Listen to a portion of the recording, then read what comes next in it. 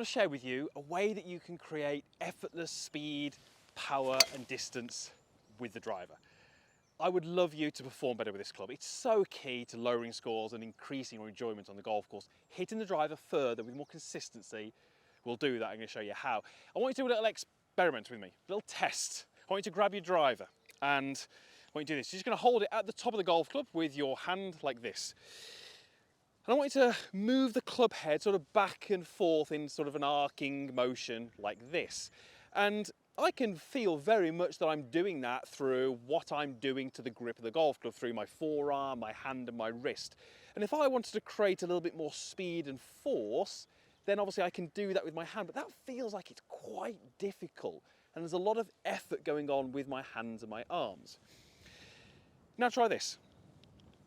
Take 2 fingers and just hold the top of the grip.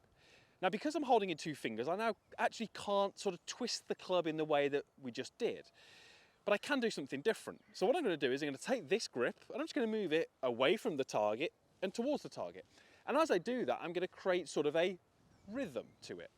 And what you'll see is that we've got that golf club pretty much doing the same thing.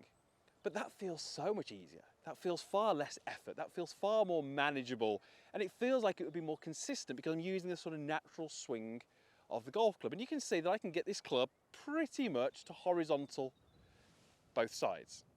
That's a different way of creating a swing. I'm kind of tapping into a little bit of science, a bit of physics. I want you to add in another movement. This time, you're going to move the grip away and towards. And then as you go towards, you're going to move the grip upwards. Now you have to kind of time this, you have to almost feel and sense the weight of the club, but watch what happens. Here's my horizontal movement. The swing starts, I start to build that momentum and that rhythm. Club gets towards around about horizontal.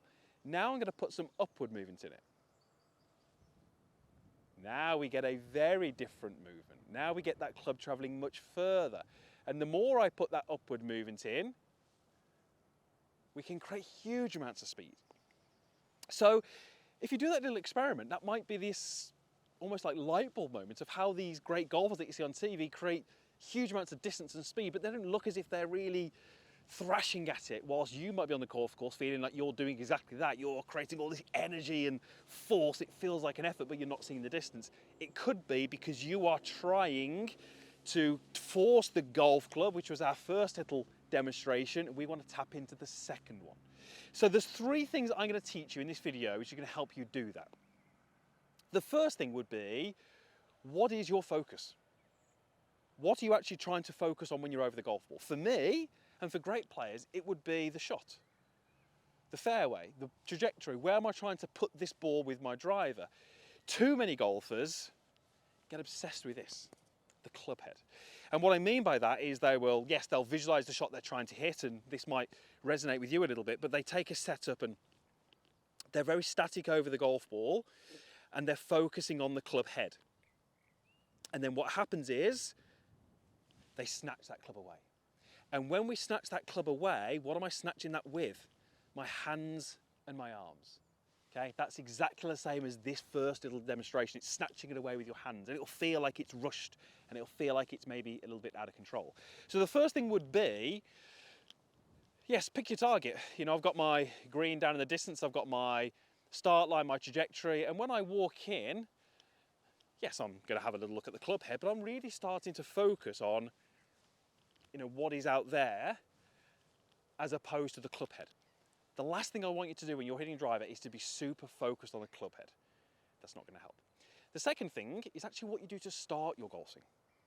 Now, we're in a great position at the moment where there's so much technology in the game that we can really dive deep into what the best players in the world are doing.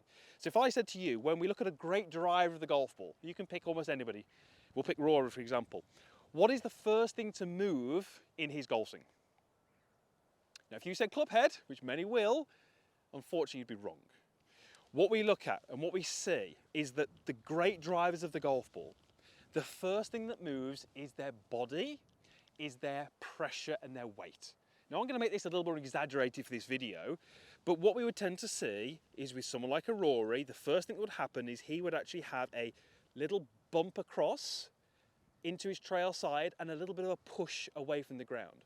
Now, as I do that, what's moving? Is the club head moving? Not really. Is the grip moving? Yes. I'm using my body as the start of the downswing to move the grip. Why is that important? Well, look at that little second demonstration. What was the first thing to move? It was the grip.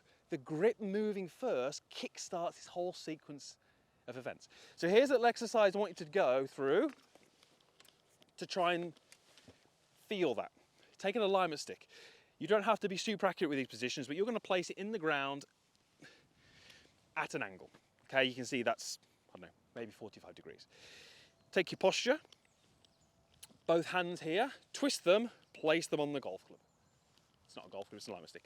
And I want you to imagine you're making a backswing, but you've got to pull the alignment stick out the ground because it's stuck in the ground. But I want you to do that through your core, through your legs, through your knees, not simply through your hands and arms. So if I was going to make a backswing, I would have to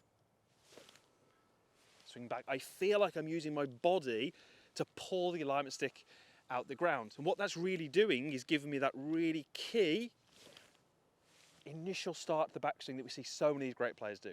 It's your body and your pressure and your mass which should be starting that motion. And that's why it's so key that at the start, we didn't want the focus here, because if the focus is on the club head, it's really hard to do that. So that's the start of our golf swing. There's one thing I want you to do through impact, and this is really helping you with the upward part of the grip. And what I'm going to teach you here is kind of specific to the driver, so I really wouldn't be trying this with the iron clubs. I want you to do a few little swings where as you get down towards the delivery position here, you should have weight into your lead side. I certainly feel that there's more pressure through there. And as I make a swing through, I actually want to push and jump back away from the golf ball. So I actually push my whole body back and away from the target. Now, I know that we always get told to sort of move through and finish on the lead side, and that's really key for the irons. With the driver, what's actually more important is, yes, getting to the lead side, but then using that pressure to push us up. And very often with the great drivers of the golf ball, you'll see the head going back as they go through impact. That helps the shoulder go up, that helps the hand go up, and what's in the hand? The grip. So we get this upward movement to the grip, we get that club head kicking out, we get that maximum speed. Jump back. And you're really starting to tap in to the natural forces, the physics that we can really latch onto to give us that effortless power. Now, all of those little movements there were exaggerated. They're there to help you learn and understand the movements. When you actually hit a drive, I wouldn't expect you to be jumping back and falling back off the ball, but taking a little bit of those ideas, those feels into a golf swing, into a driver swing, is, I think, going to give you a little bit more speed.